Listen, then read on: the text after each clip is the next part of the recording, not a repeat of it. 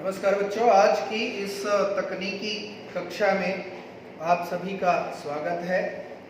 आज हम कक्षा 9वीं हिंदी विषय के अंतर्गत कोर्स बा के अंतर्गत व्याकरण खंड में हम पुनः नजर डालेंगे।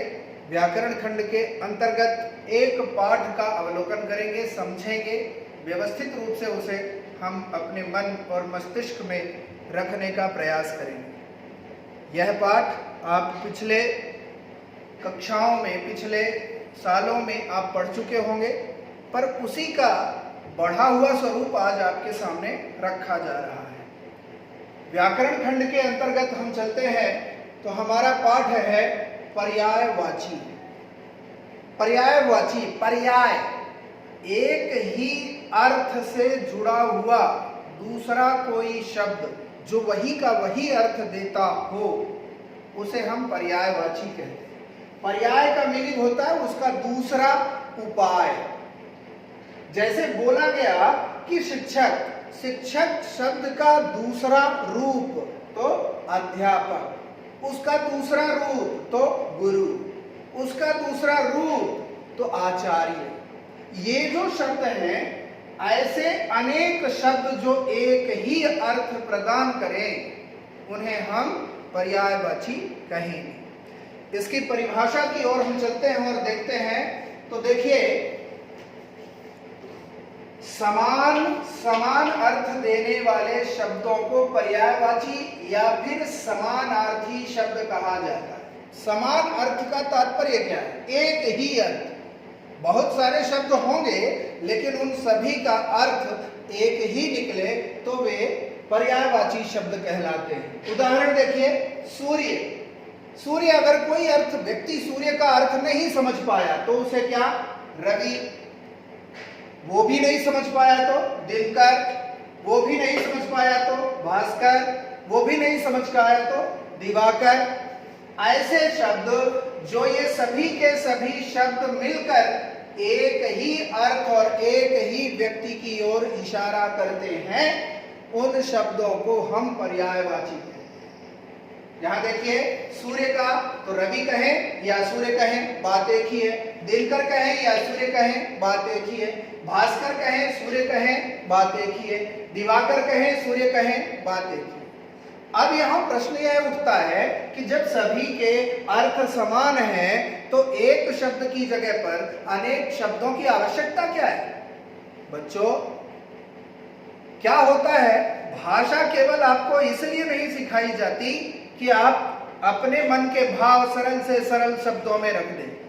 जैसे जैसे आपकी उम्र बढ़ती जाएगी, जैसे जैसे आप ज्ञानी बनते जाएंगे, वैसे वैसे आपको अपनी भाषा में कठिनाई का रूप डालना आवश्यक होगा। आप जितने ज्यादा से ज्यादा शब्दों के बीच में कठिन से कठिन शब्दों का, या ज्यादा से ज्यादा लोगों के बीच में कठिन से कठिन शब्द का प्रयोग करते जाते हैं, इन्हीं शब्दों से आपकी विद्वत्ता, आपका ज्ञान, आपकी क्वालिटी उभर कर सामने आती है।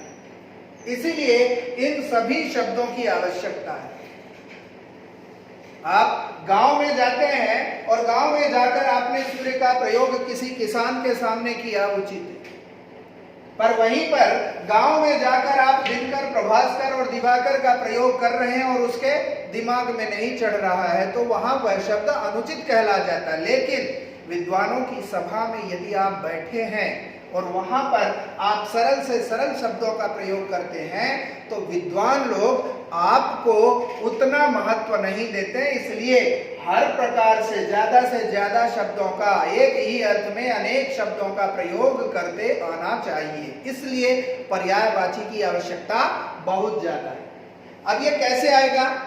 तो आप ज्यादा से ज्यादा शब्दों को जब प्रयोग में लाते जाएंगे तो आपको वह स्वरूप ध्यान में आता जाएगा, बैठता जाएगा। किसी भी शब्द का यदि 3 से 4 बार आप प्रयोग कर लेते हैं तो फिर वह शब्द आपको नहीं भूलता है। तो जैसे आपने इनका देखा, ठीक इसी प्रकार देखिए माँ। अब इसके लिए मां अर्थ को ही संबोधित करने वाले और कौन से शब्द हैं जिन्हें हम पर्यायवाची कह सकते हैं? तो माता, जननी, मातृ, पोषिणी, ये शब्द पर्यायवाची मां के कहलाएंगे। गुरु, आचार्य, अध्यापक, शिक्षक, ज्ञानदाता, ये गुरु के पर्यायवाची कहलाएंगे। छात्र के विद्यार्थी, अध्येता, ज्ञानेच्छु, ज्ञानार्थी। ऐसे ही पुत्र शब्द के सुत, तनय, आत्मज, लड़का। अब कठिनाई, आप देखिए, मान लीजिए परीक्षा में आ गया आत्मज और आप जानते हैं पुत्र, तो आप क्या करेंगे? आत्मज का अर्थ जब समझ ही नहीं पाएंगे तो उत्तर व्यवस्थित दे ही नहीं पाएंगे। इसलिए पर्यायवाची की आवश्यकता बहुत है। आगे देखिए, और भी कुछ उदाहरण हैं जिनके द्वारा हम पर्यायवाची शब्दों को खोज सकते हैं। साथ में ही यह केवल उदाहरण, यहां पर आपको केवल उदाहरण दिए जा रहे हैं। ऐसा नहीं है कि पर्यायवाची सिर्फ इतने ही होते हैं। पर्यायवाची अनेक होते हैं और उनका ज्ञानार्जन करने के लिए इन्हीं के आधार पर जितने शब्द आप दिन भर में बोलते हैं, कोशिश करिए उनके ज्यादा से ज्यादा पर्यायवाची शब्द खोजें आप। ऐसा नहीं कि आप नहीं जानते, जानते हैं, परंतु हम उन्हें बोलचाल में रोज नहीं लाते हैं, इसलिए वो कहीं ना कहीं हमारे मन के उस अंश और उस हिस्से में जाकर बैठ जाते हैं जहां हमें एकदम से स्मरण नहीं आता है। इसलिए बार बार शब्दों का प्रयोग करें और खोजें। यहाँ देखिए, आंख, आंख के पर्यायवाची क्या होंगे? नयन, नेत्र, दृग, चक्षु, लोचन। अवगुण, अवगुण के पर्यायवाची क्या होंगे? दोष, कमी, बुराई, ऐब, दुर्गुण। आकाश के पर्यायवाची क्या होंगे? गगन, अंबर, व्योम, आसमान, नभ। इच्छा का पर्यायवाची क्या होगा? चाह, कामना, अभिलाषा, आकांक्षा, आशा। उचित का पर्यायवाची क्या होगा? तो कितने होंगे? ऐसे ढेरों होते हैं। ठीक, उपयुक्त, योग्य, समीचीन, सही। ईश्वर के पर्यायवाची क्या होंगे? भगवान, परमात्मा, हरि, प्रभु, जगदीश, रब, अल्लाह। पानी के पर्यायवाची क्या होंगे? नीर, जल, तोय, वारी, सलिल।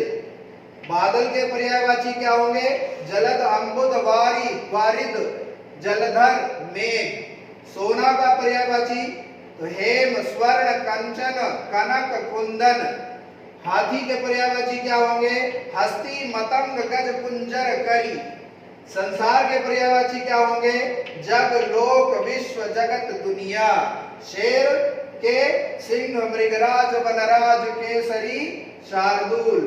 समुद्र के पर्यायवाची सागर, सिंधु, जलधि, रत्नाकर, जलनिधि। ये केवल इतने ही पर्यायवाची नहीं है बच्चों, पर्यायवाची शब्दकोश आता है जिसमें हजारों पेज होते हैं और एक एक शब्द के कम से कम 20-20 पर्यायवाची होते हैं।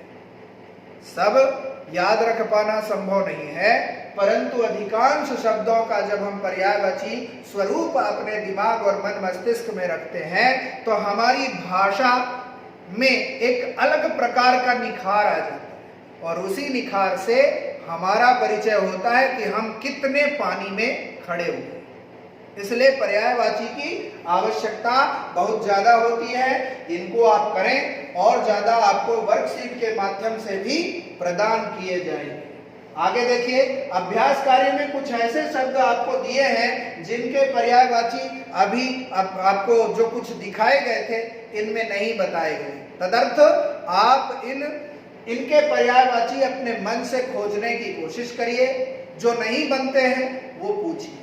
तो इसमें आप देखिए, आपको निम्नलिखित शब्दों के 4-4 पर्यायवाची शब्द लिखने, 1-2 नहीं, कम से कम 4-4 एक-एक शब्द के लिखिए। दिल का लिखिए, मित्र का लिखिए, पक्षी का लिखिए, कपड़ा का लिखिए, दूध का लिखिए, पत्थर का लिखिए, कमल का लिखिए, विष्णु का लिखिए, समूह का लिखिए, बसंत का लिखिए। हो सकता है आपको 4 में से 4 ना आए, 2 आएंगे, 3 आएंगे, 1 आएगा, बाकी आपको बताए जाए, पर आप उन सबको अपने दिमाग में रखेंगे और इसका व्यवस्थित अभ्यास करेंगे। तो आप इसे अभ्यास करें और अगले सत्र में जब आप वीडियो कक्षा में, ऑनलाइन कक्षा में आप मिलेंगे, उस समय पर अपनी जिज्ञासाओं का समाधान प्राप्त करने के उद्देश्य से आए। तब तक के लिए धन्यवाद।